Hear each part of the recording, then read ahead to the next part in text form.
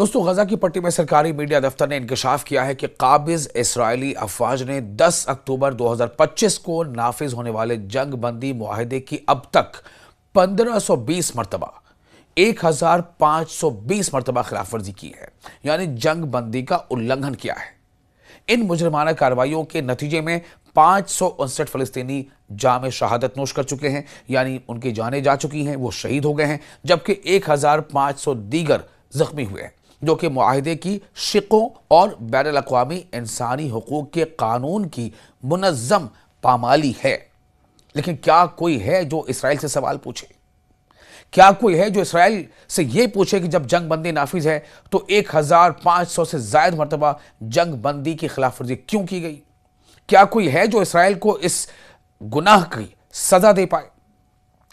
جو فلسطینی میڈیا دفتر ہے اس نے بتایا ہے کہ ایک پریس ریلیز میں یہ واضح کیا ہے کہ یہ خلاف ورزیاں گزشتہ 115 دنوں پر محیط ہیں، جن میں فائرنگ کے 522 واقعات، رہائشی محلوں میں فوجی گاڑیوں کی 73 دراندازیاں،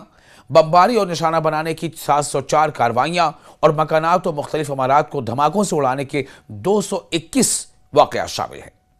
بیان میں بتایا گیا ہے کہ شہداء کی کل تعداد، یعنی جو لوگ وہاں پر جن کی جانیں گئی ہیں، ان میں 99% عام شہری شامل ہیں، 99% کامن لوگ، جن میں 288 تو بچے ہیں،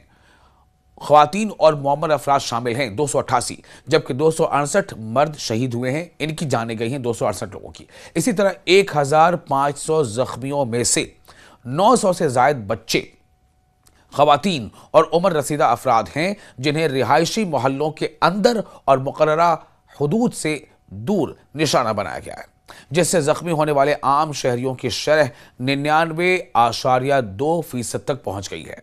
اب آپ سوچیں، 99.2 یعنی 99.2% لوگ جو زخمی ہوئے ہیں وہ کامن مین ہیں، عام لوگ ہیں، جن کا کسی بھی طرح سے کوئی لینا دینا نہیں لڑائی جھگڑے سے یا اسرائیلی فوج کے ساتھ جنگ سے۔ اسی تناظر میں میڈیا دفتر نے وضاحت کی ہے کہ قابض افواج نے اسی مدت کے دوران 50 فلسطینیوں کو حراست میں بھی لیا ہے۔ ان تمام افراد کو رہائشی علاقوں سے اور طے شدہ لائنوں سے دور رہتے ہوئے گرفتار کیا گیا ہے۔ انسانی صورتحال کے حوالے سے بیان میں بتایا گیا کہ غزہ کی پٹی میں داخل ہونے والے امدادی، تجارتی اور ایندھن کی ٹرکوں کی تعداد 69,000 کے مطلوبہ ہدف کے مقابلے میں صرف 29,603 رہی۔ سوچے، کہاں 69,000 کی ضرورت تھی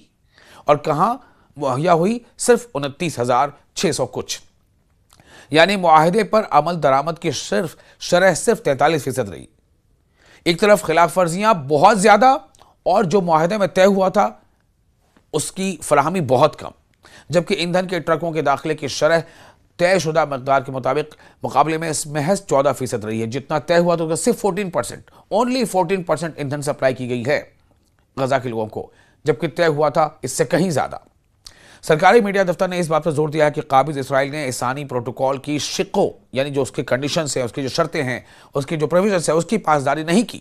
جس میں پناہ گاہوں کا سامان، خیمے، پورٹیبل مکانات، ملبہ ہٹانے اور شہداء کے جسد خاکی نکالنے کے لیے بھاری مشینری اور طبی سامان کی فراہمی شامل تھی، یعنی میڈیکل ایکوپمنٹس۔ اس کے علاوہ رفح کراسنگ کو نہیں کھولا گیا، بجلی گھر کو فعال نہیں کیا گیا اور مقررہ حدود کی مسلسل خلاف ورزی کی گئی۔ سرکاری میڈیا دفتر نے امریکی صدر زامینو، جو لوگ اسی گارنٹر تھے، امریکی صدر کو بھی، ان کے گارنٹر کو بھی، جو میڈیشن میں تھے، سالس تھے، انہیں بھی، عالمی برادری اور اقوام متحدہ نے، یونائٹڈ نیشنز اگر سن پا رہا ہے تو، جی ہاں میں یہ کہہ رہا ہوں، اگر یونین سن پا رہا ہے تو